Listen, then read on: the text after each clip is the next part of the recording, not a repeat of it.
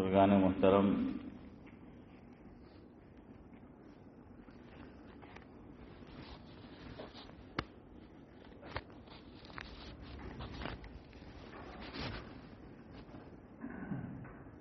دعائے مغفرت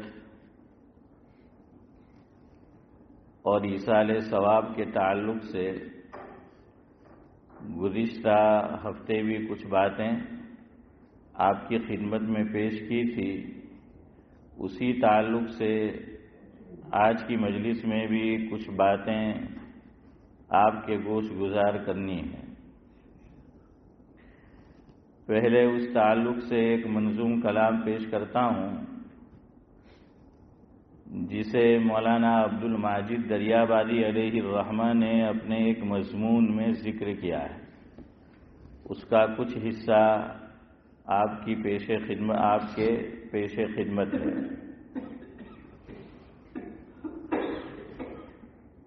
کہ کل جو رکھتے تھے اپنے سر پر تاج، کل جو رکھتے تھے اپنے سر پر تاج، آج وہ فاتحہ کے بھی ہے محتاج. یعنی جو لوگ قبر میں چلے گئے، انتقال ہو گیا، اور دنیا میں بڑی شان و شوکت تھی، سر پہ تاج تھا،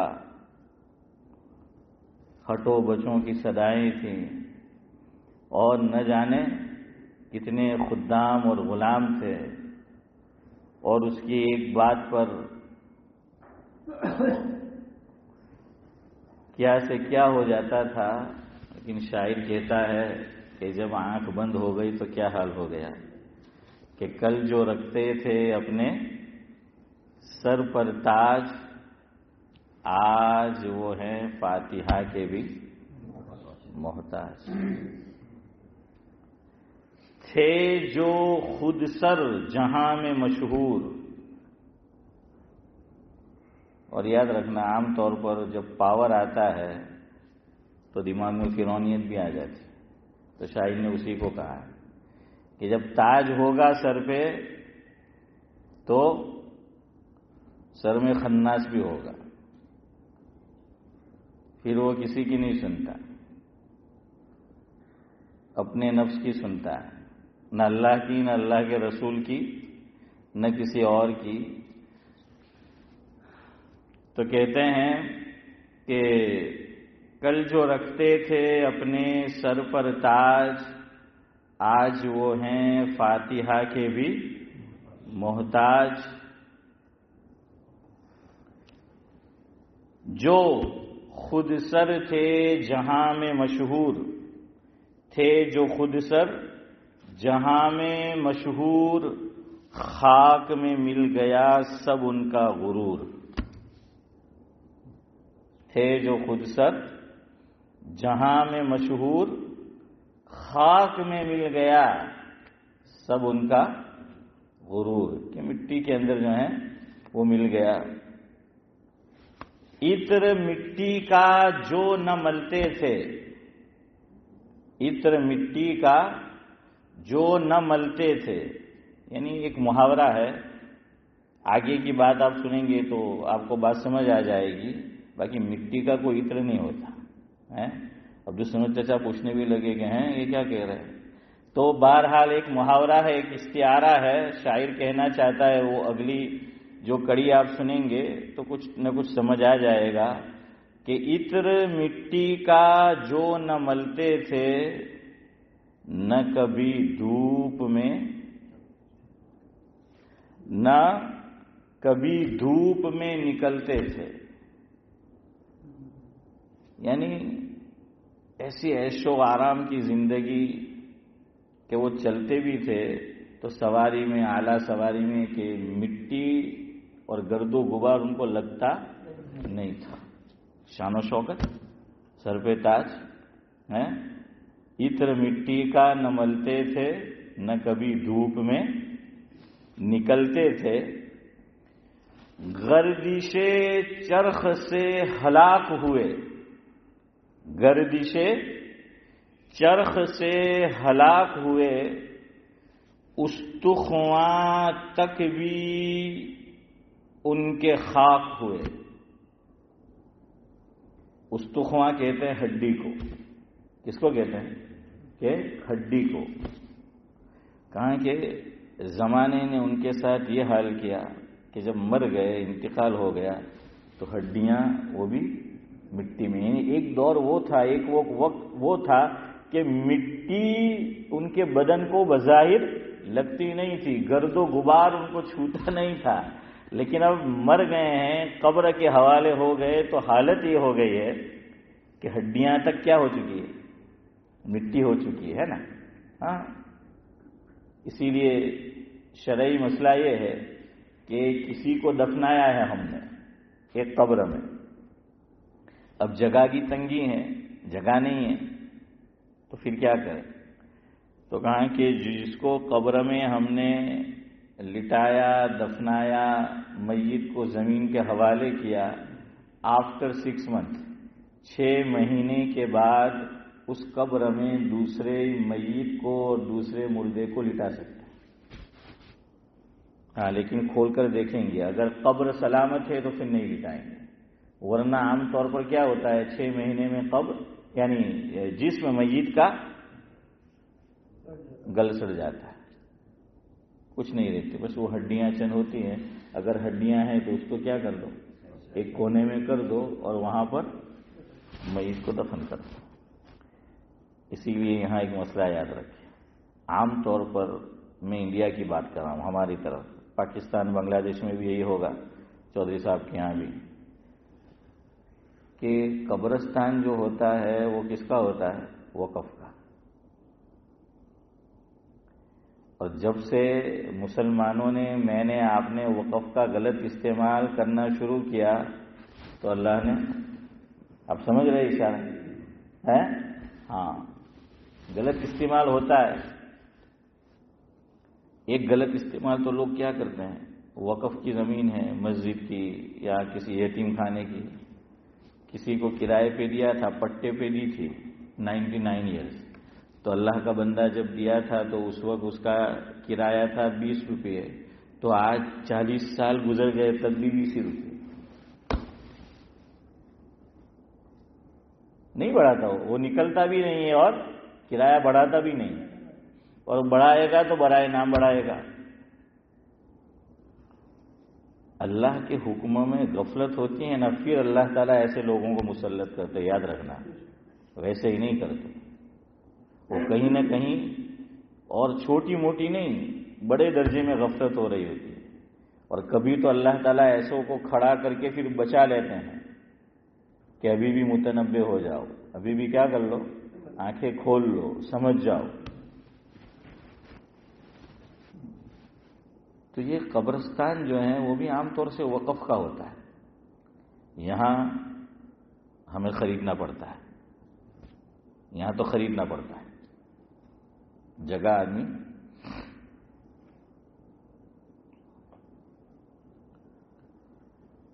راحت اندوری کا سعد اللہ صاحب ایک شعر ہے، ہاں جی شبیر چاچا وہی. راحت اندوری کہتے ہیں، 2 گز زمین ہی صحیح میری ملکیت تو ہے. راحت اندوری کہتے ہیں 2 گز یعنی قبر کے تعلق سے کہہ رہے ہیں. دیکھیں ہر ایک تو گھر بائی نہیں کر سکتا ہے، ہاں یہ بھی اللہ کی گفٹ ہوتی ہے، اللہ کی نعمت ہوتی ہے، رحمت ہوتی ہے کہ ایک آدمی سالہ سال سے آیا ہے اور اپنا مکان نہیں ہے، اور ایک آدمی 10-15 سال ہے اور اس کا ذاتی مکان ہو گیا. یہ اللہ کی طرف سے ہوتا ہے، جس کو چاہتا ہے اللہ اس کو نواز دیتا ہے. ان اللہ یبسط الرزق لمن یشاء ویقدر، یہ اللہ تعالیٰ کی مرضی ہوا کرتی ہے. تو راحت اندوری یہ کہتے ہیں کہ میرا اپنا تو کوئی ذاتی مکان نہیں ہے، میں کاؤنسل کے مکان میں رہ رہا ہوں یا فلیٹ میں رہ رہا ہوں یا ہاؤسنگ کے یا پرائیویٹ کرایہ دار ہوں، لیکن مجھے میرے جسم کو مرنے کے بعد جب مٹی کے حوالے کرنا تھا تو کیا کرنا پڑا، زمین کو بائی کرنا پڑا، خریدنا پڑا. جیسے یہاں ہم خریدتے ہیں تو وہ موت کا شکریہ ادا کر رہا ہے. راحت اندوری کہتے ہیں کہ 2 گز زمین ہی صحیح میری ملکیت تو ہے، 2 گز زمین ہی صحیح میری ملکیت تو ہے، اے موت تیرا شکریہ تو نے مجھے زمیندار کر دیا. حافظ صاحب موت کا شکریہ ادا کر رہا ہے کہ اب تو میں بھی کہہ سکتا ہوں یہ میری ملکیت ہے. تو کیسی صحیح. اور ویسے بھی کسی نے بہت اچھی بات سعد اللہ صاحب کہی ہے کہ مکان بہت بڑا ہے. چلو گھر میں 4 افراد ہے لیکن 6 bed room 8 bed room 10 bed room 12 bed room بڑی حویلی. کہاں کہ انسان 2-4 کمرے میں رہتا ہے, باقی جو ہیں اس میں اس کی انا اور گھمنڈ رہتا ہے. باقی میں کیا رہتا ہے؟ اس کی انا رہتی ہے, اس کا گھمنڈ رہتا ہے کہ میرے پاس اتنا بڑا مکان ہے, اتنی بڑی حویلی ہے, اتنا بڑا آدمی ہوں. تو میں کیا کام کرتے ہیں؟ رہنے کے لیے تجھے 1 کمرہ چاہیے یا زیادہ لوگ ہیں تو چند کمرے چاہیے. پھر آدمی پریشان ہوتا ہے. کتنے لوگ پھر بیچ دیتے ہیں تو کیا આટલું મોટું ઘર મોલસપ કરવાના હું એમ કે અમે તો એમ કે એને ક્લીન કરીને થાકી જાઉં ને અમારી બોડીમાં તાકાત નહીં મળે. હવે ડોહા ડોહીના અંદર પોયરા તો ચાલા ગયા, પોયરી તો ચાલી ગઈ, તો કે હવે કોઈને સાફ સફાઈ કરવા આ કન્ટ્રીમાં તો તેવું બહુ મોંઘું. ઇલિયાસભાઈ ખરું કે નહીં? तो फिर आदमी बेच देता है. क्योंकि बाकी चीज़ों में आदमी की अन रहती है, घमंड रहता है. तो खैर ये इस्लाम का कानून है. अब सब जगह ये हाल है, मेरी फैमिली का भी हाल, इसमें मैं पहले मुब्तला हूँ. हम सब भी इंडिया में चले जाओ, हमारा कोई अपना इंतकाल हुआ, हम उस पर तख्ती मार देते. क्या मार दी? तख्ती मार दी. अब तख्ती लगा दी, अब 6 महीने के बाद तुम हटा के तो देखो.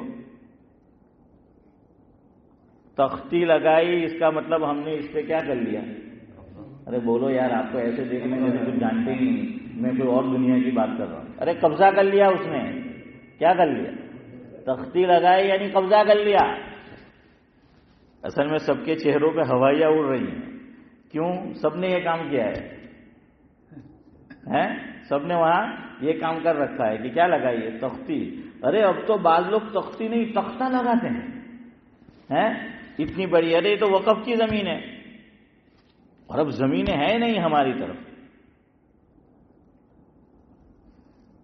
अपनी हैं. जैसे यहां खरीदते हैं तो यहां इस मुल्क का जो कानून है वो अलग है. बाकी ये कि उसने पैसे दिए उसकी जमीन है, फिर ये क्या हो गई? उसकी जमीन हो गई. बाकी वो वक़्फ़ की है. अच्छा, बाज़ मरतबा फिर क्या होता है कि पहले लगाई हैं, अब गांव वाले ये महसूस करते हैं, कस्बे वाले, कि भाई जगह कम है, जगह नहीं है, और अब हम क्या करते हैं? नया कानून बनाते हैं कि अब से जिसका इंतकाल होगा तो वो तख्ती नहीं लगा सकते. तो हम लोग फिर उस पर लड़ना शुरू करते. क्या बद्दा लगावली तीनों? अरे भाई उसको तोड़ेंगे तो फिर लड़ाई झगड़ा होगा, हैं? लेकिन अब जगह नहीं है तो अब सबके लिए यकसा कानून बनने दो. सबके लिए क्या बनने दो? यकसा जो है वो कानून बनने दो. लेकिन हमारे यहाँ वो होता नहीं है. खैर, मैं आपको ये कह रहा था, अब तख्ती लगानी चाहिए नहीं लगानी चाहिए मुस्तकिल टॉपिक है. हदीस पाक एक ही हदीस है या 2 हदीस में आप यूँ कह लीजिए कि अलग अलग है, वो तदबीक देनी पड़ेगी. तो किसी ने उसका माना कुछ समझा, किसी ने कुछ समझा. वो इंशाअल्लाह कभी बात आएगी तो आपको बताएंगे. कहीं तख्ती लगाते हैं, कहीं नहीं लगाते. आप सऊदिया में चले जाओ तो वहाँ आपको तख्ती नहीं मिलेगी.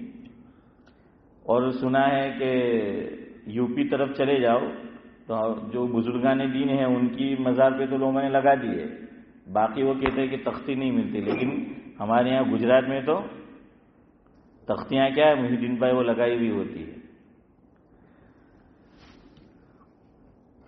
और अब जगह की तंगी पड़ रही है, जगह है नहीं, तो क्या करेंगे फिर?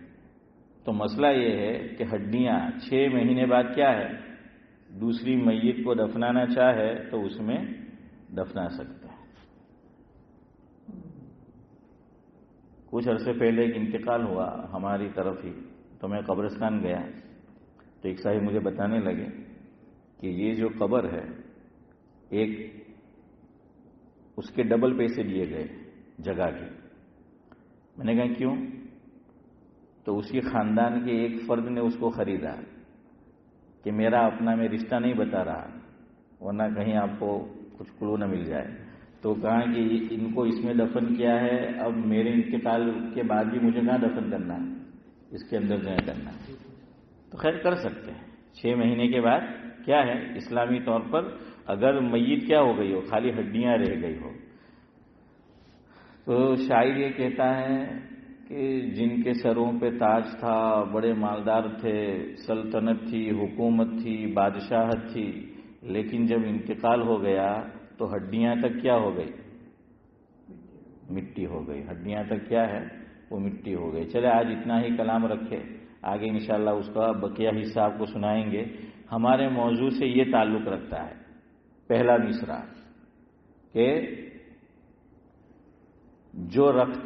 کل جو رکھتے تھے اپنے سر پہ تاج, آج وہ فاتحہ کے بھی ہیں محتاج. تو فاتحہ یعنی ایصال ثواب کرنا. تو ایصال ثواب کرنا شرعاً کیسا ہے, تو اسی تعلق سے کچھ گفتگو کرنی چاہیے. 3 باتیں یاد رکھیں. ایک ہے دعائے مغفرت. پہلی چیز کیا ہے, دعائے مغفرت. نمبر 1 قرآن کریم سے بھی اس کا ثبوت ہے اور حدیث پاک سے بھی. وقت رہا تو میں آپ کو قرآن کریم سے بھی انشاءاللہ دلیل دوں گا اور حدیث پاک سے بھی دلیل دوں گا. تو پہلی چیز نو ڈاؤٹ, یہ بالکل کلیئر کٹ ہے. لیکن کچھ لوگ ہیں جو اس میں بھی کیا کرتے ہیں, اڑنگا ڈالتے ہیں کہ نہیں کر سکتے, ایصال ثواب نہیں کر سکتے. کیوں نہیں کر سکتے, وہ بھی قرآن سے دلیل دیتے ہیں. تو اس کا جواب کیا ہے وہ بھی انشاءاللہ وقت رہا تو آپ کو بتائیں گے. تو پہلے اس پر آ جائے. دعائے مغفرت ہمارا عقیدہ یہ ہے, چاروں ائمہ, امام ابو حنیفہ علیہ الرحمہ, امام مالک علیہ الرحمہ, امام شافعی علیہ الرحمہ اور امام احمد بن حنبل علیہ الرحمہ, چاروں کے نزدیک اہل السنت والجماعت کے یہاں میت کے لیے دعائے مغفرت کرنا جائز ہے اور ثابت ہے, اس کا جواز ہے اور اس کا ثبوت ہے. اور مجھے اور آپ کو میت کے لیے دعائے مغفرت کرتے رہنا چاہیے. البتہ ایک بات یاد رکھیں, ہمارا یہ موضوع اور ٹاپک بدھ کے دن کا تھا, گزشتہ ہم نے کیا تھا. آج آپ کو یاد ہو تو عقائد کے تعلق سے گفتگو تھی گزشتہ منگل کو. لیکن کل ایک صاحب نے مجھ سے مسئلہ پوچھا تو میں نے سوچا کہ چلو ان کے کام کی بھی بات ہو جائے, تو اس لیے آج کچھ اس پر گفتگو کر لیں. کل ایک صاحب نے مجھ سے یہ مسئلہ پوچھا تھا کہ اگر کوئی کنورٹ ہے, مرد ہو یا عورت ہو, جو بھی ہو, وہ پہلے ایمان کی دولت سے محروم تھی یا محروم تھا, لیکن پھر وہ کیا لے آئے, ایمان لے آئے, چاہے مرد ہو یا عورت ہو. لیکن اس کے والدین کیا ہے, اب بھی ایمان کی دولت سے محروم ہیں, وہ مومن نہیں ہے, وہ مسلمان نہیں ہے, وہ ایمان والے نہیں ہیں. قرآن کریم کے اندر 15ویں پارے میں سورہ بنی اسرائیل میں اللہ رب العزت نے ایمان والوں کو ایک دعا سکھائی ہے کہ اپنے والدین کے لیے یہ دعا کرتے رہو. یہ اللہ نے سکھایا ہے سورہ بنی اسرائیل کے اندر کہ ایمان والوں اپنے والدین کے لیے, ماں باپ کے لیے, پیرنٹس کے لیے تم کیا کرو, یہ دعا کیا کرو. کون سی دعا ہے؟ اللہ رب العزت فرماتے ہیں کہ قل رب ارحمہما کما ربیانی صغیرا, کہ ایمان والو تم اپنے ماں باپ کے لیے یوں دعا کیا کرو کہ رب ارحمہما کما ربیانی صغیرا. مفہوم یہ کہ ہمارے رب تم ہمارے والدین پر, آپ ہمارے والدین پر رحم کیجئے, کرم کیجئے, جیسا انہوں نے ہمارے ساتھ بچپنے میں معاملہ کیا, ہم پہ رحم کیا, ہم پہ کرم کیا, ہمیں ہماری دیکھ بھال کی, تو آپ ان کے لیے بھی کیا کیجئے, رحم کیجئے, رحم کا معاملہ کیجئے. کہ رب ارحمہما کما ربیانی صغیرا, یہاں علماء نے ایک مسئلہ لکھا ہے کہ اگر کسی کے والدین ایمان والے نہیں ہیں، جیسا ابھی میں نے مثال دی کہ یا تو مرد کنورٹ ہوا یا عورت کنورٹ، تو ہم کہہ بھی نہیں سکتے لیکن سمجھانے کے لیے کہنا پڑتا ہے، ورنہ حضور نے تو یہ فرمایا جس کا مفہوم یہ ہے کہ ما من مولود یولد، کہ ہر بچہ، آقا نے فرمایا مفہوم یہ ہے کہ علی الفطرہ، کس پہ پیدا ہوتا ہے؟ فطرت پر پیدا ہوتا ہے، لیکن فَأَبَوَاهُ يُهَوِّدَانِهِ أَوْ يُمَجِّسَانِهِ أَوْ يُنَصِّرَانِهِ أَوْ كَمَا قَالَ عَلَيْهِ الصَّلَاةُ وَالسَّلَامُ، لیکن جو بچے کے پیرنٹس ہوتے ہیں، ماں باپ ہوتے ہیں، تو اگر وہ مشرک ہے تو مشرک بنا دیں گے، اور میں کسی وجہ سے نام نہیں لے رہا، اب جانتے ہیں کہ وہ ہے تو وہ بنا دیں گے، فلاں ہے تو فلاں بنا دیں گے، یعنی جیسا گھر کا ماحول ہوگا، ماں باپ جس ریلیجن کو اسماعیل چچا کیا کر رہے ہوں گے، فالو کر رہے ہوں گے، تو بچہ بھی کیا کرے گا؟ اس کا فالو کرے گا، وہ ویسا ہی کرے گا۔ تو ہر بچہ، آقا فرما رہے ہیں کہ وہ تو فطرت پہ پیدا ہوا ہے، اور فطرت کیا ہے؟ اسلام ہے۔ یہاں فطرت سے مراد اسلام ہے کہ ہر بچہ کیا ہے؟ فطرت پر پیدا ہوتا ہے، وہ تو پھر گھر کا ماحول اس کو بگاڑ دیتے ہیں اور ویسا بنا دیتے ہیں، تو یہ تو تھا ہی، لیکن اب کہنا پڑتا ہے اس کی وجہ سے۔ ایک ملک ہے، آپ سمجھ جائیں گے، سعد اللہ صاحب کہ کہتے گھر واپسی کرو، گھر واپسی کرو، تو ان کو بہت اچھا جواب دیا دینے والے نے، گھر واپسی ہمیں نہیں، آپ کو کرنی ہے، کیونکہ آقا صرف مسلمانوں کے نبی نہیں ہے، سب کے۔ تو کہا کہ ہر بچہ حسن بھائی کیسے پیدا ہوتا ہے؟ ہاں، تو کہا گھر واپسی تو آپ کو کرنی چاہیے، ہمیں نہیں، گھر واپسی کرنے کی ضرورت آپ کو ہے۔ اب یہاں مسئلہ سمجھو، قرآن میں اللہ نے یہ بتایا، اب مرد ہے یا عورت، وہ تو مسلمان ہے، لیکن ماں باپ یا ان میں سے کوئی ایک کیا ہے؟ ابھی نورانی بھائی ایمان کی دولت سے محروم ہے، تو کہاں اگر زندہ ہے، حیات ہے، تو یہ دعا کر سکتے ہیں، رب ارحمہما کما ربیانی صغیرہ، یہ دعا حیات ہے تو کرنا ہے، اور اس میں نیت ہاشم بھائی کیا کرنا ہے کہ اللہ تو میرے ماں باپ کو یا دو میں سے جو بھی ہیں ایمان کی دولت سے محروم، تو چودھری صاحب کیا کر دے؟ ایمان کی دولت سے نواز دے، اس نیت سے دعا کرنا ہے۔ اگر وہ مومن نہیں ہے، اگر وہ مومن ہے تو پھر یہ نیت کرے کہ اللہ جیسا انہوں نے ہمارے ساتھ بچپنے میں حسن سلوک کیا، ہماری دیکھ بھال کی، ہمارے ساتھ رحم و کرم کا معاملہ کیا، تو بھی ان کے ساتھ کیا کر، ویسا ہی شبیر چچا تو ان کے ساتھ جو ہے وہ معاملہ کر۔ تو سمجھ آ رہا ہے یہ مسئلہ کام کا ہے، معلوم نہیں ہوتا تو پھر کر دیتے۔ اگر وہ ایمان دنیا سے چلے گئے اور ایمان کی دولت کے بغیر گئے تو پھر اب یہ بھی نہیں کہہ سکتے رب ارحمہما کما ربیانی صغیرا، اب نہیں کر سکتے، سمجھ آ رہا ہے؟ اب نہیں کر سکتے، رب ارحمہما کما ربیانی صغیرا دونوں کے لیے کر سکتے ہیں، ماں باپ حیات ہو، مسلمان ہو تو بھی کرنا ہے، آپ کو بتا دیا کس نیت سے کرنا ہے، اور ماں باپ حیات ہے اور ایمان کی دولت سے محروم ہے تب بھی ان کے لیے ایمان والا دعا کرے گا۔ اور اقبال بھائی بتایا کہ کس نیت سے کرنا ہے کہ اللہ ان کو کیا دے دے؟ ہدایت دے دے، ایمان کی دولت سے نواز دے، ان کو یہ دعا کرنا ہے۔ لیکن ایک مرتبہ وہ دنیا سے چلے گئے تو اب ان کے لیے نہیں ہو سکتی۔ جب یہ دعا نہیں ہو سکتی تو دعائے مغفرت بھی نہیں ہو سکتی۔ کیوں؟ اللہ تعالیٰ نے قرآن میں اعلان فرما دیا، اعلان کر دیا کہ اللہ کس کی مغفرت کرے گا، کس کی نہیں کرے گا، تو اللہ نے جگہ جگہ بیان کیا ہے۔ میں صرف ایک مقام آپ کو بتلاتا ہوں کہ اللہ رب العزت نے وہاں اعلان کر دیا کہ ان اللہ لا یغفر ان یشرک بہ ویغفر ما دون ذلک لمن یشاء ومن یشرک باللہ فقد افتری اثما عظیما۔ اللہ اعلان کر رہا ہے کہ اللہ جس کی چاہے گا مغفرت کرے گا، جس کی چاہے گا نہیں کرے گا، لیکن جو مشرک ہے، ایمان کے ساتھ دنیا سے نہیں گئے، بے ایمان گئے، تو اللہ فرماتے ہیں کہ میں ان کی مغفرت نہیں کروں گا. یہ اللہ نے خود بتلا دیا کہ میں ان کی مغفرت نہیں کروں گا.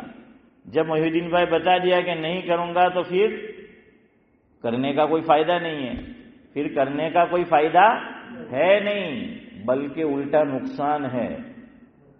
فتاوی کی کتب میں یہ لکھا ہے یہ مسئلہ کہ غیر مسلم کے لیے جو ایمان کی دولت سے محروم ہے، بغیر ایمان کے گیا، دنیا سے چلا گیا، اب اس کے لیے دعائے مغفرت کرنا کیسا ہے؟ تو دو باتیں لکھی ہے کہ اگر غلطی سے ایسا ہو گیا کہ زبان سے نکل گیا ان کے لیے دعائے مغفرت کا جملہ نکل جاتا ہے، بعض مرتبہ سبقت لسانی ہو جاتی ہے، تو فرمایا کہ غلطی سے ہو گیا تو اللہ معاف کر دے گا، اس پہ پکڑ نہیں ہے. لیکن وہ جانتا ہے کہ قرآن نے منع کیا، اللہ تعالیٰ نے منع کیا کہ جو بغیر ایمان کے آئے گا، بے ایمان ہو کر آئے گا، میں اس کی مغفرت کرنے والا ہوں نہیں، پھر بھی کرتا ہے تو وہ گنہگار ہوگا. یہاں تو چاہت یہ تھی کہ کسی اور کو نفع پہنچائے، اور الٹا کیا ہو رہا ہے؟ اسے ہی، ارے بولو، الٹا اسے ہی نقصان ہو رہا ہے. اب بعض لوگ کہتے ہیں کہ یار مولوی لوگوں ہم کے بہت سخت ہیں. مولوی سخت نہیں ہے، یہ تو اللہ کا حکم ہے. مولوی فتویٰ بناتا نہیں ہے، مسئلہ بناتا نہیں ہے. حضرت تھانوی رحمۃ اللہ علیہ سے ایک صاحب نے کہا کہ بعض لوگ علماء پر اعتراض کرتے ہیں کہ علماء جو ہیں، مولوی حضرات جو ہیں، وہ کافر بناتے ہیں. حضرت تھانوی نے فرمایا کہ ان سے کہہ دو کہ ایک نقطہ زیادہ کر دے. کیا کر دے؟ ایک نقطہ زیادہ کر دے کہ علماء اور مولوی حضرات کسی کو کافر بناتے نہیں ہیں بلکہ کافر بتاتے ہیں. بنانا اور بتانا میں فرق ہے نا. جیسے عقائد ہوں گے ویسا کیا ہوگا؟ حکم ہوگا. جیسے عقائد ہوں گے ویسا حکم ہوگا. تو جو علماء حضرات ہے وہ آپ جائیں گے نا کہ بھائی فلاں یہ عقیدہ رکھتا ہے، یہ عقیدہ رکھتا ہے، تو وہ آپ سے پوچھیں گے کہ کیا واقعی میں وہ عقیدہ رکھتا ہے، کیا ایسا ہی ہے؟ پھر وہ جواب دیں گے کہ قرآن و سنت کی روشنی میں ایسا عقیدہ رکھنا کیسا ہے. اگر وہ صحیح نہیں ہے تو پھر وہ کہیں گے کہ وہ دائرہ ایمان سے کیا ہو گیا، وہ نکل گیا. تو مولوی بناتے نہیں ہیں، وہ بتاتے ہیں. اور فقہاء نے، حضرت مولانا موجود ہے، جانتے ہیں اور آپ بھی جانتے ہوں گے کہ اگر 99 احتمال ہو کس کے؟ کفر کے، اور ایک احتمال یہ ہے کہ وہ مومن ہو سکتا ہے، تو اس کے جو جملے ہیں، اس کے جو الفاظ ہیں، اس کا جو سینٹنس ہے، تو اس کی تعویل کی جائے گی. اب جو سمجھ جائے کیا کی جائے گی؟ تعویل کی جائے گی. حالانکہ آپ دیکھیے 99 کدھر ہے؟ ارے یار بولو، کہ لگتا ہے کہ یہ کفریہ عقائد ہے، کفریہ جملے ہیں، لیکن ایک جملہ عقیدہ نہیں، سوری میں نے غلط کہہ دیا، کہ جملہ ہے اس میں 99% کیا ہے یہ لگتا ہے، لیکن 1% یہ ہے کہ اس کی تعویل کی جا سکتی ہے، تو اس کو کافر نہیں کہیں گے. 1% بھی ہے، 1%، ایک طرف 99 ہے. معاملہ اللہ پہ چھوڑ دیں گے کیونکہ ہم تو اس کے دل میں دیکھنے نہیں گئے. اس کا جو ظاہر ہے، اس کے جو الفاظ ہے، حضرات مفتیان کرام اس کے مطابق، حضرات علماء کرام اس کے مطابق مسئلہ بتاتے ہیں.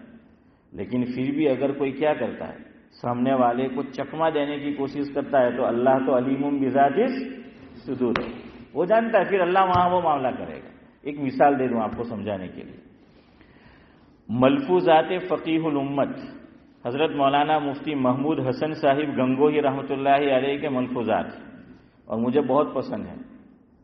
10 قسطوں میں ہیں اور 2 جلدوں میں ہیں، پڑھنے لائق ہے. اور یہ جو ملفوظات ہوتے ہیں صدیق بھائی، اس میں فائدہ یہ کہ ایک ہی قسم کا مضمون اب سب نہیں ہوتا، الگ الگ ہوتے ہیں. تو ویرائٹیز بھی دسترخوان پہ الگ الگ ہو تو کھانے میں مزہ آتا ہے، الگ الگ ہو تو آدمی اکستا نہیں جاتا.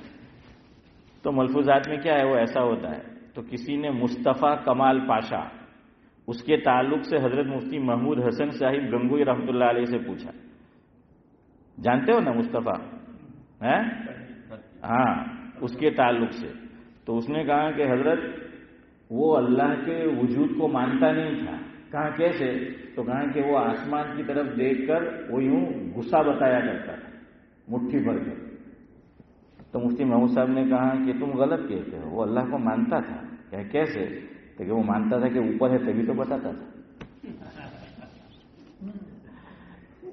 سمجھ آ رہا ہے کہ وہ مانتا تھا تبھی تو بتا رہا ہے.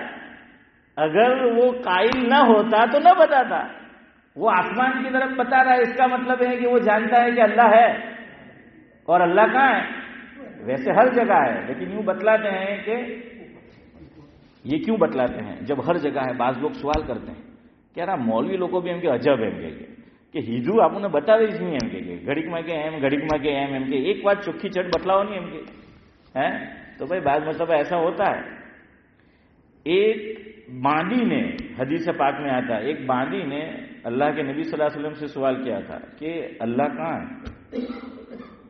اب دیکھیے، جس کا عقلی لیول جیسا ہو اس کے ساتھ ویسی ہی بات کرنی چاہیے، ویسے ہی گفتگو کرنی چاہیے. تو حضور نے فرمایا وفی السماء. میری طرف دیکھو، حضور نے یوں فرمایا وفی السماء، یوں اشارہ بھی کیا تھا. کیا کہا تھا باندی کو؟ وفی السماء، کہ اللہ کہاں ہے؟ اوپر. تو اسی لیے اوپر یعنی ایک عظمت، ایک تعظیم. تو اس لیے کہا جاتا ہے. باقی اللہ ہر جگہ ہے. اچھا، اب لوگ بڑے عجیب سوال کرتے جب یہ کہیں گے ہر جگہ ہے تو کہ ٹوائلٹ میں بھی ہے. تو میں کہہ رہے تو تاری سروس کروں پڑے ہیں. ہاں، سر پہ جوتے پڑیں گے تو سمجھ آ جائے گا. خیر بہرحال، تو 99 احتمال ایک طرف اور ایک احتمال ایک طرف، تو فقہا کیا کہیں گے؟ اس کی جو ہے وہ تعویل کر لیں گے. تو ایک مسئلہ یاد رکھو. اب ہمارے ساتھ بھی مسئلہ پیش آتا ہے. ہمارا پڑوسی مسلمان نہیں ہے، ہمارا محلے دار مسلمان نہیں ہے، 2-3 گھر چھوڑ کے رہتا ہے، ہمارے ساتھ تعلق ہے، ہم جاب کرتے ہیں. تو ہمارے ساتھ جو جاب کر رہا ہے وہ ایمان والا نہیں ہے، لیکن ہمارے ساتھ اچھے تعلق ہے اس کے. اب کیا کریں؟ یہی مسئلہ کرسمس پر بھی پیش آتا ہے. کیونکہ یہ لوگ کیا کرتے ہیں، عید پہ ہمیں گفٹ دیتے ہیں، ہے نا سعد اللہ صاحب؟ اب گفٹ دیتے ہیں وہ عید پر ہمیں. ہمارے تو 2 ہی تہوار ہیں، 2 ہی تہوار ہیں. اب ان کے تو آتے ہی رہتے ہیں. لیکن خیر چلے، کرسمس بہت بڑا تہوار ہے یہاں کے اعتبار سے، اور ہم جہاں سے آئے ہیں تو وہاں تو آپ جانتے ہیں کہ پتہ نہیں کتنے تہوار ہیں ان کے ہیں. اب وہ بھیجتے ہیں. میں بچپن میں مجھے یاد ہے میرے گھر پر بھی میرے والد صاحب کے ایک بہت پکے میرے والد صاحب کے جو ہیں وہ کیا کہیں گے اس کو، پکے دوست تو نہیں بلکہ یہ کہ جان پہچان تھی. ہاں، تو وہ تل کے لڈو بھیجا کرتے تھے. ان کے جو تہوار آتے ہیں تو وہ تل کے لڈو جو ہیں وہ بناتے ہیں تو وہ بھیجا کرتے تھے. کون سے تہوار پر؟ مکر سنکرانتی ہے نا. ہاں. اب یہاں پھر ایک مسئلہ اور آتا ہے. سنو، اب کھانا چاہیے کہ نہیں کھانا چاہیے وہ بھی ایک مسئلہ. اچھا، اب پھینک دے تو بھی مسئلہ کہ کہیں ان کی نظر پڑ گئی تو پھینک دیا تو وہ بھی جو ہے وہ ایک مسئلہ. اب کھانا چاہیے کہ نہیں کھانا چاہیے، اس لیے میں نے تھوڑا مسئلہ چھیڑا آج کل. اچھا، ہمارے گھر میں کوئی بہو بن کر آئی اور وہ مسلمان نہیں تھی، بعد میں مسلمان ہوئی. اب اس کے والدین ایمان والے نہیں ہیں اور ان کا کیا ہو گیا؟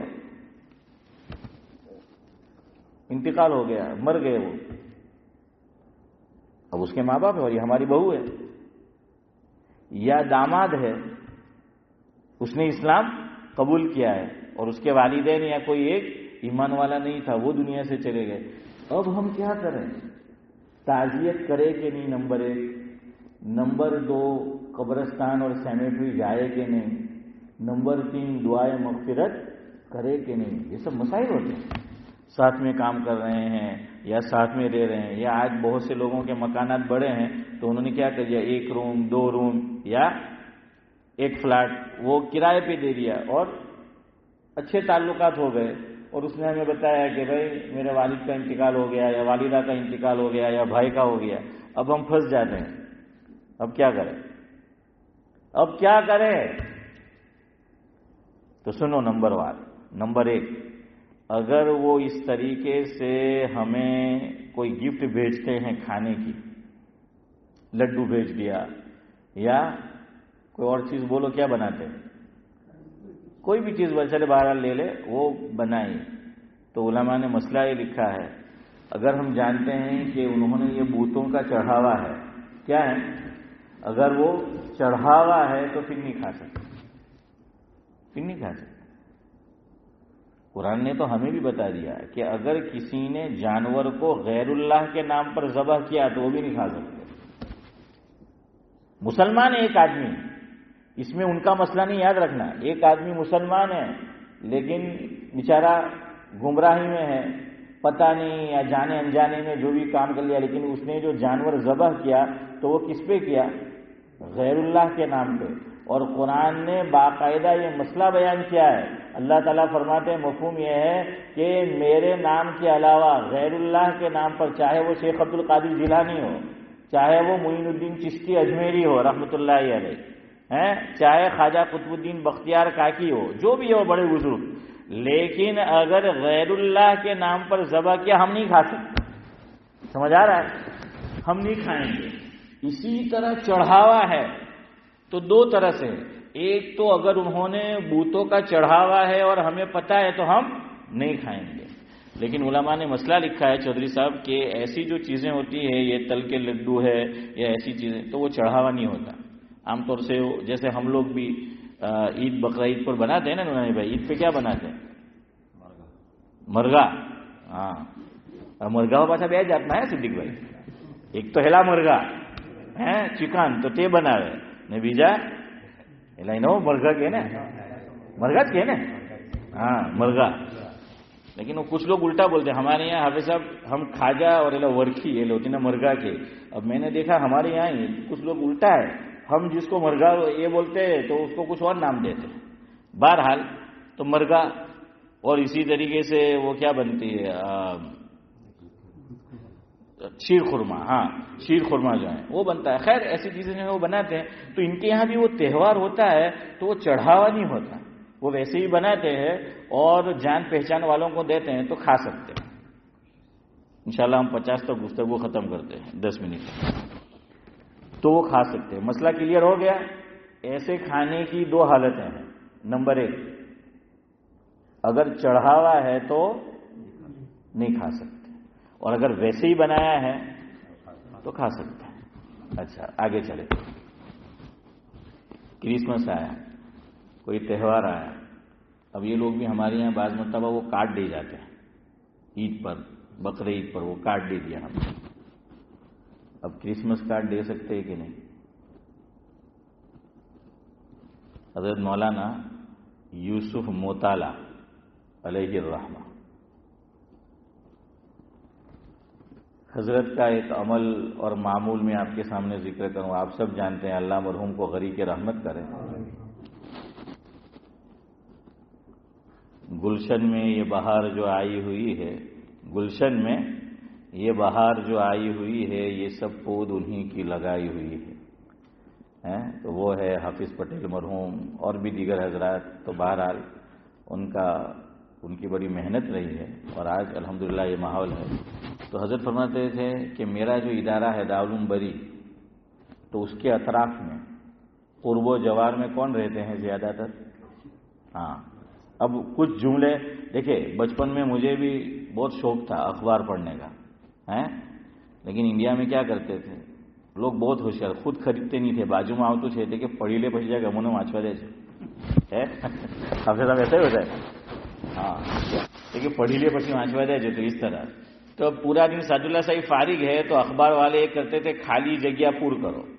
تو آپ فرصت علی خان پاہے کئی نہیں مرے تو تیج پور کہاں تھا یس بھائی, خالی جگہ وہ پورتے تھے. تو اسی طرح اب جو سمجھتے تھے کیا ہے آپ کو بھی کچھ خالی جگہ آپ کو پور کرنے کی ہے. آپ لوگ بیٹھے ہیں تو میں کسی وجہ سے نہیں بول سکتا, تو آپ کو ذرا زور سے بول دینے کا تھا کہ اور لوگ سن لیں.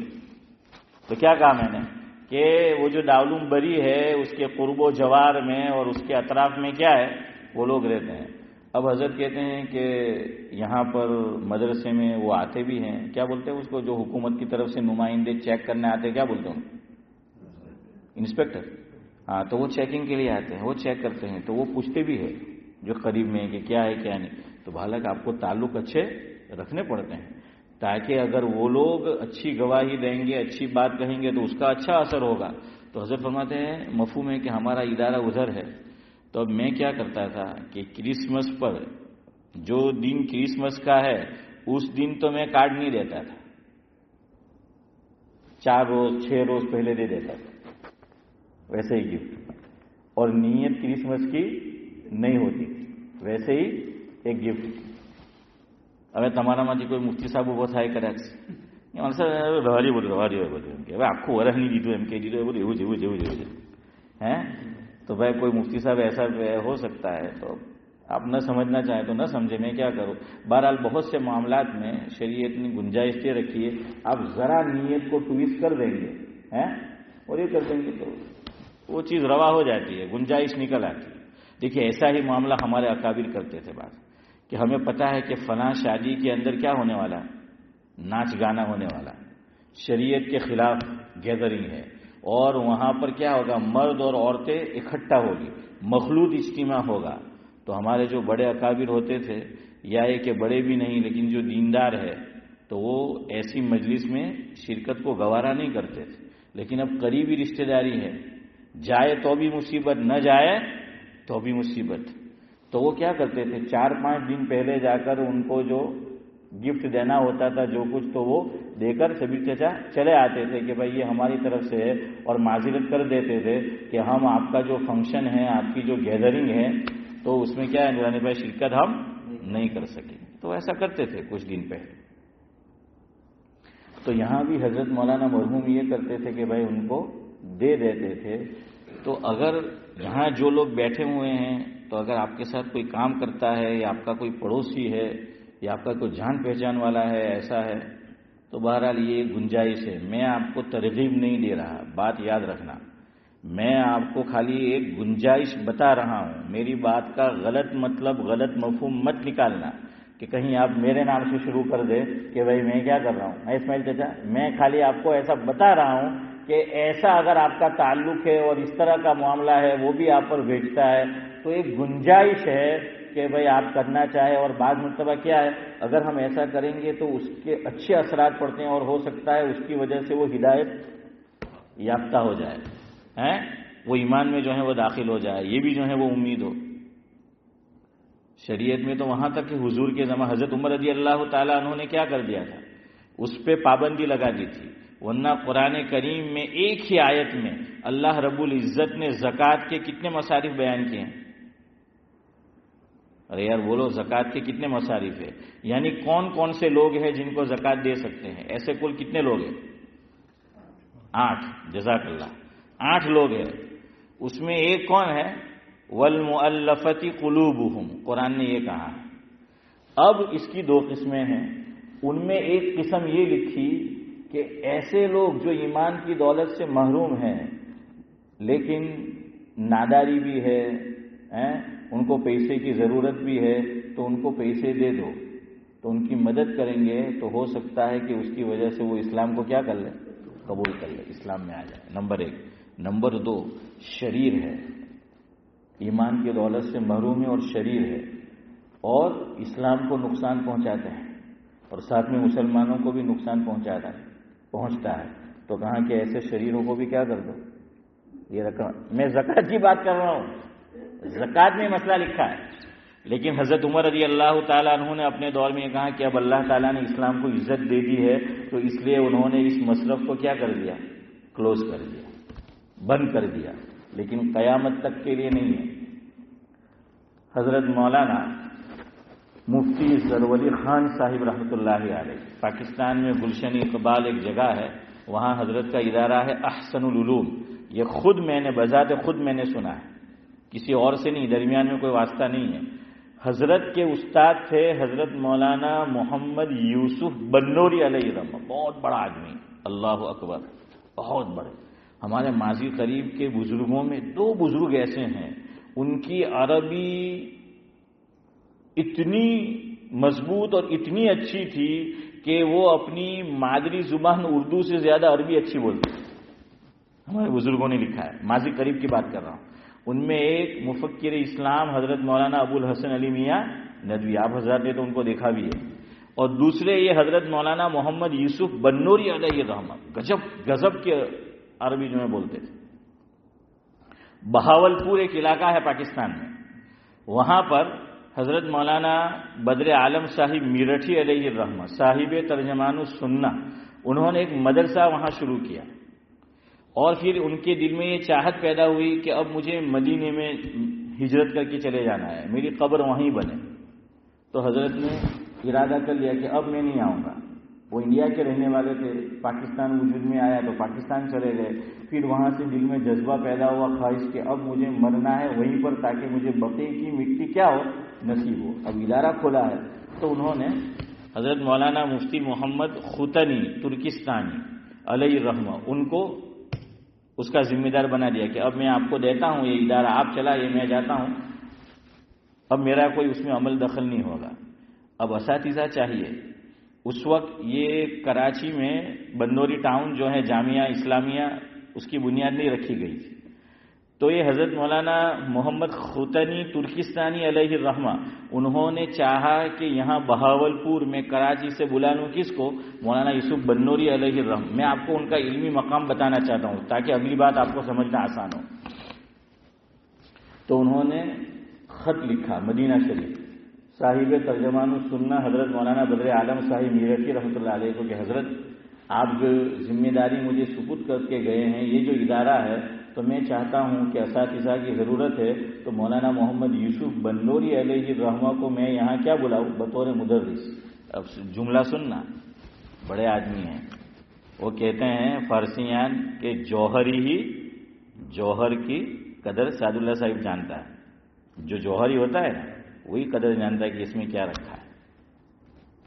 تو مولانا بدر عالم صاحب میرٹھی رحمۃ اللہ علیہ نے عطاء الرحمان صاحب جملہ لکھا، مفہوم یہ ہے کہ مولانا تم جس شخصیت کو بلانے کی بات کر رہے ہو وہ ہاتھی ہے. وہ کیا ہے؟ ہاتھی ہے. اور ہاتھی کو داخل ہونے کے لیے شاہی دروازہ چاہیے. پتہ نہیں آپ سمجھے کہ نہیں. ہو گئی بات، بس اتنی ہے، ہو گئی بات. اب کچھ حضرات سمجھے، کچھ نہیں سمجھے. کہنے کا مطلب یہ ہے کہ ہمارا مدرسہ تو چھوٹا سا ہے، چھوٹا سا ہے، اور یہ جس کو تم بلانے کی بات کرو ہاتھی ہے.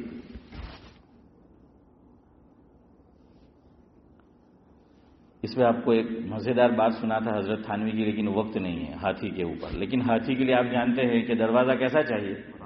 بڑا چاہیے. اور ہاتھی کو بڑے لوگ ہی رکھا کرتے تھے. راجا ہے، ہاں، تو کہاں کہ وہ تو شاہی ہاتھی ہے، بلانا مت. اور پھر قلندر ہرچے گویت دیدہ گویت. فارسیان کہتے ہیں کہ قلندر جو ہیں وہ جو کہتا ہے تو بہت آگے کی وہ دیکھ لیتا ہے. لوگ کہتے ہیں کہ انگریز لوگ ہوتے ہیں کہ 50 والا پہلے میں ان کے وچار ہیں کہ بدو لوگوں بدو کام طے کرنا. ارے آپ اللہ والا تو انہیں اگر میں وچار ہے. اور ہمارے ایک بزرگ کہتے ہیں کہ اسلام نے اس سے آگے کا سوچ بچار کیا ہے، تبھی تو بتایا کہ مرنے کے بعد کیا ہے، آخرت میں کیا ہے. یہ سب آگے کی سوچ نہیں تو کیا ہے. تو خیر بہرحال قلندر ہر سے گوید دیدہ گوید. اب آپ دیکھیے پھر بعد میں کیا ہے، کراچی میں شاندار جامعہ اسلامیہ کے نام سے بنیاد رکھی گئی. حضرت کا میں والمؤلفۃ قلوبہم یہ آپ کو سمجھانا چاہتا ہوں، اور یہ سمجھا کر گفتگو ختم کرتا ہوں. مجھے پتا ہے 2-4 منٹ اوپر ہو رہے ہیں. قرآن نے 8 مصرف بیان کیے اور حضور اکرم صلی اللہ علیہ وسلم نے بھی اس پہ عمل کیا، لیکن کس نے پھر اس کو بند کر دیا؟ ارے یار بولو یار. ہاں، حضرت عمر رضی اللہ تعالیٰ عنہ نے بند کر دیا اور اب اس پہ عمل نہیں ہوتا. حضرت مولانا بڑے آدمی تھے، عربی ان کی کیسی آپ کو بتا دیا. علمی ان کا مقام جو ہے وہ ڈابھیڑ میں بھی حضرت نے پڑھایا ہے، ہمارے قریب گجرات میں. حضرت کا سفر ہوا ساؤتھ افریقہ کا. اب ساؤتھ افریقہ کے جو اصل باشندے ہیں وہاں کے جو بیچارے سیاہ فام لوگ، وہاں حد درجے کی غربت ہے. وہاں کیا ہے؟ حد درجے کی غربت ہے. تو حضرت نے ان کو دیکھا، ان کے ساتھ رہے، بیٹھے اٹھے، کھایا پیا. تو وہاں کے مالداروں سے حضرت نے کہا، ساؤتھ افریقہ کے، اور وہاں کے علماء سے کہا کہ مالداروں اور اے اہل علم حضرات، علماء حضرات، تمہارے یہاں کے جو سیاہ فام باشندے ہیں، اصل جو یہاں کے رہنے والے ہیں، فرمایا دل کے بڑے نرم ہیں. اور ان کو پیسوں کی ضرورت ہے، بڑی غربت ہے. حضرت فرماتے ہیں میرا دل یہ کہتا ہے کہ تم اپنی زکوٰۃ اگر ان کو دو گے وہ اسلام میں داخل ہو جائیں. تم ان کی مالی مدد کرو گے تو کیا. اور حضرت نے کہا کہ وہ مصرف حضرت عمر رضی اللہ تعالیٰ عنہ نے فرمایا تھا اگرچہ کہ اب اسلام کو شان و شوکت ہے، فرمایا وہ قیامت تک کے لیے بند نہیں ہوا ہے. اب اگر بڑے حضرات ہیں وہ غور و فکر کرے اور اس پر عمل کرنا چاہے تو کر سکے. یہ سارا حوالہ میں نے آپ کو دیا، میں نے کہاں سے سنا کیا ہے. تو خیر بہرحال اس طریقے سے وہ گنجائش نکلتی ہے. تو یہ مسئلہ بھی ہو گیا کہ اگر آپ کو کیا ہے گفٹ دینا ہے، وہ کارڈ دینا ہے، تو کچھ دن پہلے یہ اب دو باتیں رہ گئی. ایک دعائیں مغفرت کر سکتے ہیں کہ نہیں، اور دوسری تعزیت کر سکتے ہیں کہ نہیں. لیکن پھر بات بہت آگے چلی جائے گی، ہے نا ساتھ صاحب. تو پوری کرو. بتا نا بجے کھاؤں من سے تمہیں پوری کھاؤ ہے نا شاکر. چلے پوری کر لیں. تعزیت پہلے معنی سمجھو. تعزیت کیا معنی؟ ہم جو تعزیت کرنے جاتے کیا معنی؟ ہم لوگوں کو معلوم ہی نہیں، ہم ویسے ہی کرتے. ہمیں چونکہ معنی نہیں معلوم اس لیے گڑبڑ بھی ہو جاتی ہے. حضرت مولانا احمد اللہ صاحب راندیری رحمۃ اللہ علیہ فرماتے تھے مفہوم یہ ہے کہ ہم لوگوں کو اردو صحیح آتی نہیں تو دو لفظ ہے، ایک ہے تعزیت اور ایک ہے عیادت. بیمار ہو تو عیادت کی جاتی ہے اور انتقال کر جائے تو فیملی والوں کی تعزیت کی جاتی ہے. تو کہا کہ ایک صاحب بیمار تھے. اب ہم لوگوں کو اردو آتی نہیں، اتنی اچھی نہیں ہے ہاشم بھائی. حضرت مولانا فرماتے تھے پوچھا کہ کہاں جا رہے ہیں تو نام لیا کہ فلاں بیمار ہے نہیں تعزیت کے لیے جا رہے ہیں. اقبال بھائی سمجھ آ رہا ہے کیا بولنا تھا حسن بھائی؟ ہاں تو کہ تعزیت. تو کہاں کہ جا کے بولیو مت، بہت غصہ آ رہا تھا اتنا ہیرو کا لگ کے تھا کہ کم بخت جو جیو تو سنے ہماری تعزیت کرے ہیں محدود بھائی. تو خیر بہرحال تعزیت کا معنی ہے تسلی دینا. تعزیت کا کیا معنی ہے؟ تسلی دینا. اب تعزیت بھی ایسے الفاظ کے سے کرو کہ اس کو تسلی ہو. ایسے الفاظ علماء نے لکھا ہے کہ مت کہو کہ غم اور تازہ ہو. اب کچھ لوگوں کو تعزیت کرنا بھی نہیں آتی، وہ غم کو اور بڑھاتے ہیں اور تازہ کرتے ہیں. بھائی نہ کہتا تو گیرج بیٹھ رہا ہے، سمجھ آ رہا ہے. ہاں تو تسلی تو کوئی بات نہیں. تسلی کتابوں میں جملے بھی لکھے ہیں. اخلف اللہ علیک، کہ ان کو یہ کہے کہ اللہ آپ کو اس کا بہتر بدل ادا کرے. تو وہ نیت رکھو بہتر بدل جو ہے وہ کرے. اچھا یہاں کتابوں میں ایک مسئلہ لکھا ہے، فتاوی بندوریا کی ویب سائٹ میں بھی ہے اور دارالعلوم دیوبند کی ویب سائٹ پر بھی ہے. یہاں کے لوگ اگر مسلمان نہیں ہیں اور انتقال ہو گیا تو شارٹ کٹ میں تعزیت میں بولتے ہیں RIP. یس. اب میں بولا تو آپ مجھے ایسے دیکھ رہے جیسے آپ نے سنا ہی نہیں ہے. آپ تو مجھے ایسے دیکھ رہے ہو. آپ لوگ تو یہ تو یہاں کا جملہ ہے، آپ تو پرانے لوگ ہیں. RIP شارٹ کٹ ہے. کیا مطلب؟ Rest in peace. Rest in peace. یہ جملہ نہیں بول سکتے، یاد رکھنا. لکھ بھی نہیں سکتے، علماء نے منع لکھا. RIP نہیں لکھ سکتے آپ، اس کو میسج نہیں بھیج سکتے، جا کر آپ اس کو بتا نہیں سکتے. یہ سب قرآن و حدیث کو سامنے رکھ کر علماء نے لکھا ہے. دیکھیے تعزیت کی اجازت دی تو اب کوئی ضروری تھوڑی આપણો પ્રોબ્લેમ હો ખબર આપણે બોલા જ કરે. આપણે કીધે હાથે બી સફરમાં જતા હોય ને તો અંદર બંને એકબીજાને વિચારે કે મેં વાત નહીં કહું તો અને એમ થાય કે તો કંઈ બોલતો જ નહીં, વાત નહીં કરે એટલે પછી આપણે નહીં બોલવાનું હો બોલે. બંને જણા ચૂપ જ નહીં રહે. ભાઈ તાજિયત के लिए गए, चुपचाप बैठ जाओ. आपको जो जुमले है कि अल्लाह बेहतर बदल अता करे, बस. अब क्या ये भी वो भी फलां भी, इसकी कबर वो नूर से मुनव्वर करे, वो करे है, तो वो सब नहीं बोल सकते. यहां तक कि RIP भी नहीं बोल सकते.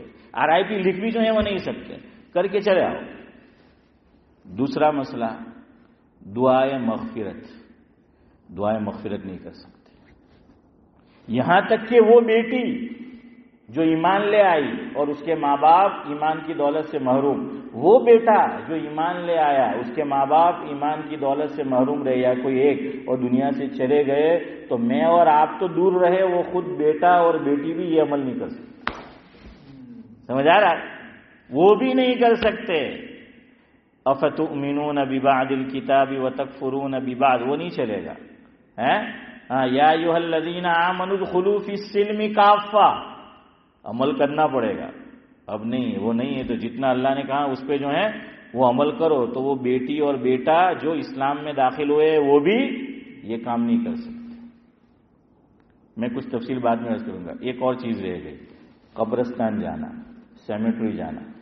اب چاہے وہ اس کو دفناتے ہو چاہے جلاتے ہو، تو ہم ان کے ساتھ قبرستان بھی نہیں جاتے، کیونکہ قبرستان جو جایا جاتا ہے وہ اس کے احترام میں اور عظمت میں جایا جاتا ہے.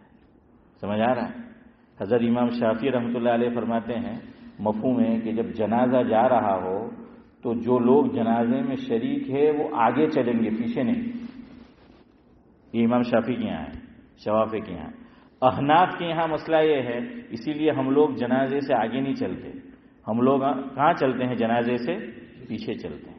لیکن یہاں بھی لوگ مس انڈرسٹینڈنگ کرتے ہیں. ارے کچھ افراد کو تو چلنا پڑے گا، تبھی تو وہ اٹھا دیں گے. اب سب پیچھے چلیں گے تو پھر وہ کندھے کیسے بدلیں گے؟ سمجھ آ رہا ہے؟ لکیر کے فقیر مت بننا. لیکن یہ کہ زیادہ لوگ ہیں تو وہ پیچھے چلیں گے. دونوں کے پاس عقلی لاجک ہے. یہاں سے وہ مسئلہ آپ کو سمجھنے میں آسان ہوگی. امام شافعی علیہ الرحمہ یہ فرماتے ہیں کہ جو میت ہے اس کے آگے اس لیے چلنا ہے کہ جو دنیا سے گیا ہے نا وہ ایمان کے ساتھ گیا ہے. تو اب یہ جتنے لوگ آگے چل رہے ہیں وہ اس کی شفاعت کے لیے. اللہ تعالیٰ سے یہ فرمانا ہے کہ اللہ یہ ایمان کے ساتھ آپ کے دربار میں آیا ہے تو ہم اس کی شفاعت کرتے ہیں تو اس کی مغفرت فرما. اس لیے آگے چلنا ہے. ارے جس کی سفارش کرنی ہو تو کہاں چلنا ہے؟ انہوں نے آگے چلنا ہے نا. ہاں، میں ڈابل پڑھتا تھا تو بھاگتا بھی بہت تھا. حافظ امتیاز تو مولوی احمد صاحب پھر تو وہ میں بھائی میاں بھائی کو لے جاتا تھا سفارش کے لیے، یا مولانا یوسف گڈھا کو. حافظ یوسف جانتے ہوں گے. تو میں نے کہتا تو اگاڑی میں جاتا نہیں تو غصے تھے جائے تو پچھی વાત کرو اگلو پر وہیں تو پچھاڑی رہی ہے، میں پہلے جاؤں گا. تو سفارش کرنے والا کہاں جاتا ہے؟ آگے جو ہے وہ جاتا ہے. اب پیچھے کیوں؟ امام ابو حنیفہ رحمۃ اللہ علیہ فرماتے ہیں کہ کسی کی تعظیم کرنا ہو، کسی کا ادب کرنا ہو، کسی کا احترام کرنا ہو تو آگے چلیں گے کہ پیچھے چلیں گے؟ پیچھے چلیں گے. یہ ایمان کے ساتھ گیا ہے دنیا سے، تو ہم ایمان کی وجہ سے اس کا احترام کر رہے ہیں، اس کی تعظیم کر رہے ہیں، اس کا ادب کر رہے ہیں. اس لیے امام ابو حنیفہ فرماتے ہیں کہ جنازے کے کہاں چلو؟ پیچھے چلو. اب سعد اللہ بھائی کہیں گے بس یہاں ختم کرو، آگے مت چلو. سبحان اللہ وبحمدہ، سبحانک اللہم وبحمدک، نشہد ان لا الہ الا انت، نستغفرک ونتوب الیک. سبحان ربک رب العزت.